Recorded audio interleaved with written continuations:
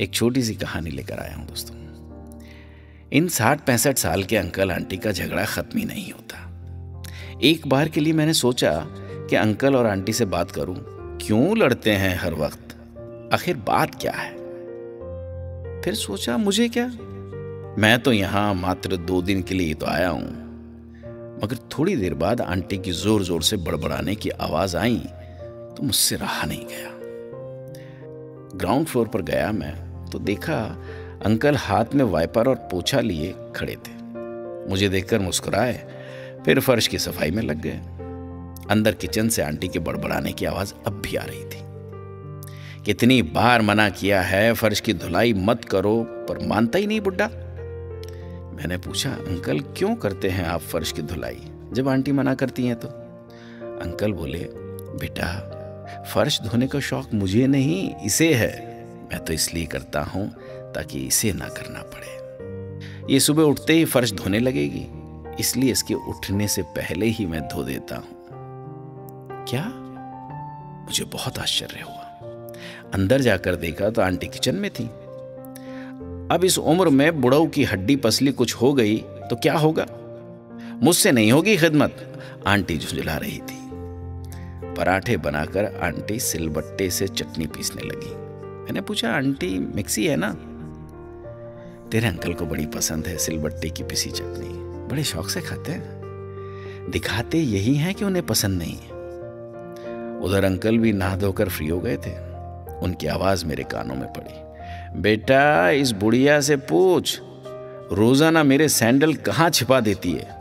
मैं ढूंढता हूं और इसको बड़ा मजा आता है मुझे ऐसे देखकर। मैंने आंटी को देखा तो कप में चाय उंडेलते हुए मुस्कुराई और बोली, हाँ मैं ही छुपाती हूँ सैंडल, ताकि सर्दी में ये जूते पहन कर ही बाहर जाए। देखा नहीं कैसे उंगलियां सूज जाती हैं इनकी। हम तीनों नाश्ता करने लगे थे। अब इस नोक-झोंक के पीछे छिपे प्यार को देखकर मुझे बड़ा अच्छा लग रहा था। नाश्ते के दौरान भी बहस चली दोनों की। अंकल बोले, थैला दे दो मुझे, सब्जी ले आऊं। नहीं कोई जरूरत नहीं, थैला भर भर कर सड़ी गली सब्जी लाने की। आंटी गुस्से में बोली। अब क्या हुआ आंटी? मैंने आंटी की ओर सवालिया नजरों से देखा और उनके पीछे पीछे किचन में आ गया। 2 कदम चलने में सांस फूल जाती है इनकी। थैला भर सब्जी लाने की जान है क्या इनमें? बात दूर से कह दिया है, वो भेज देगा सब्जी वाले को।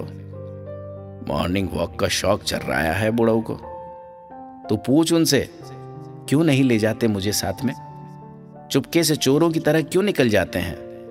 आंटी ने जोर से मुझसे कहा। मुझे मजा आता है इसलिए जाता हूं अकेले, अंकल ने भी जोर से जवाब दिया। अब मैं ड्राइंग रूम में था। अंकल धीरे से बोले, रात में नींद नहीं आती तेरी आंटी को, सुबह ही आंख लगती है, कैसे जगा दूं चैन की गहरी नींद से इसे, इसलिए चला जाता हूं गेट बाहर से बंद करके।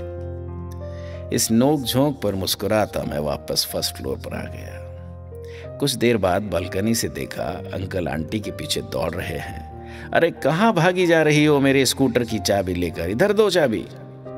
हाँ नजर तो आता नहीं है, स्कूटर चलाएंगे, कोई जरूरत नहीं, ओला कैब कर लेंगे हम, आंटी चिल्ला रही थी। ओला कैब वाला किडनैप कर लेगा तुझे बुढ़िया। हाँ कर ले, तुम्हें तो सुकून हो जाएगा। अंकल और आंटी की ये बेहिसाब नोक-झोंक तो कभी खत्म नहीं होने वाली थी। मगर मैंने आज समझा कि इस तकरार के पीछे छिपी थी इनकी एक दूसरे के लिए बेशुमार मोहब्बत और फिक्र। मैं आज समझा था कि प्यार वो नहीं जो कोई कर रहा है, प्यार वो है जो कोई निभा रहा है।